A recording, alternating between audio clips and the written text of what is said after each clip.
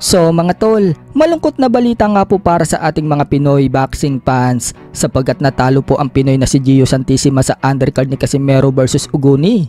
Tinalo siya ng Hapon na si Kenji Fujita via unanimous decision. Dahil dyan, nananatili pa rin pong walang talo itong si Kenji Fujita. Umabante na ang record nito sa 5 wins and no losses. Habang bumagsak naman ang record ni Gio Santissima sa 22 wins and 7 losses.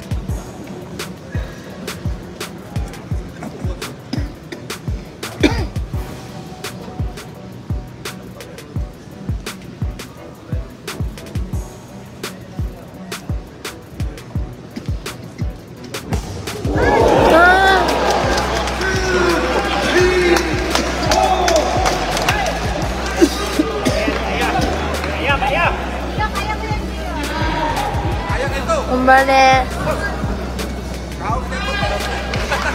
Kembali Gio.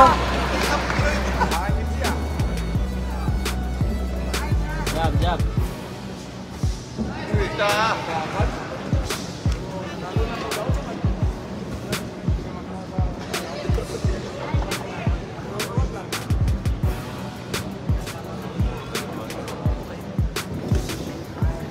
Nice dog.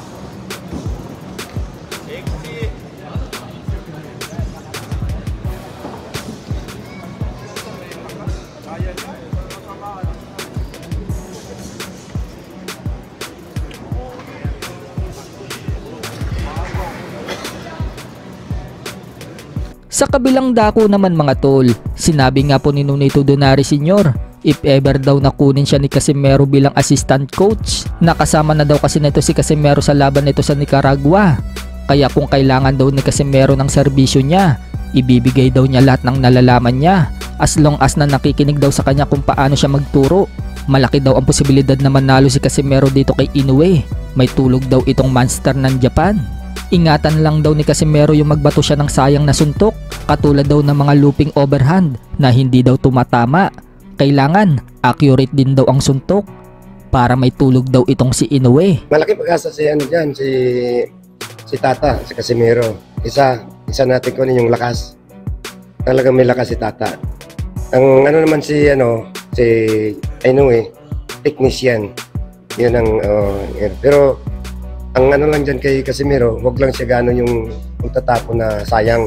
Kasi kung minsan nagtatapon si yung mga looping overhand gano'n na hindi tumatapon. Kailangan accurate na yung mga punches dyan. May tulog si Inoue sa kanya. So, sir, if ever na imbitahan ka nila na mga kasama sa camp nila or maging assistant coach or consultant, okay ba kayo doon? Wala akong problema dun. Ako kasama ko na si Tata sa nung laban namin sa Nicaragua. Kung gustong kanila na kailangan nila yung servisyo ko, ibibigay ko lahat yung mga nalalaman ko. Dyan. As long na makinig sa akin yung tinuturuan namin, ganun, may malaking posibilidad talaga na mananalo siya dyan.